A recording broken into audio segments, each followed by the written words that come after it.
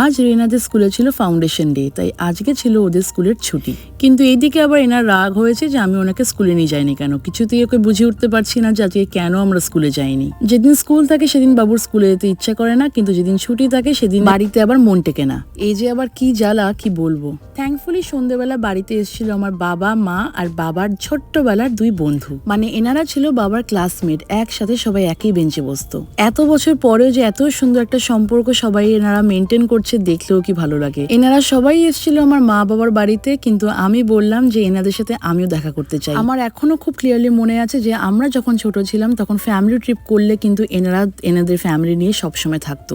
এনাদের সাথে যে কত জায়গায় ঘুরতে গেছি তার কোনো ঠিক ঠিকানা নেই। কত স্মৃতি, কত কিছু নিয়ে আমরা সন্ধ্যাবেলা গল্প করলাম। আর রেনাকে দেখে এনারা অবাক, কারণ এনাদের বক্তব্য যে রেনা নাকি একদম আমার মতন, আমার ছোটবেলাটা নাকি আমি একদমই রেনার মতন ছিলাম। খুব অল্প সময় হাতে নিয়ে এসেছিল, কারণ এনারা আবার আমাদের বাড়ি থেকে ব্যাচেলারদের মতন কিছু সময় স্পেন্ড করতে চায়। এরকম বন্ধুত্ব যেন সারা জীবন টিকে থাকে। এরকম বন্ধু পাওয়া কিন্তু সত্যি কপালের ব্যাপার, তাই না? সবাই চলে যাওয়ার পর রেনাকে করে দিলাম সুন্দর একটা হেয়ার স্টাইল, বিনুনি করে দিয়েছিলাম এই প্রথম। তাতে কত কায়দা করছে রেনা।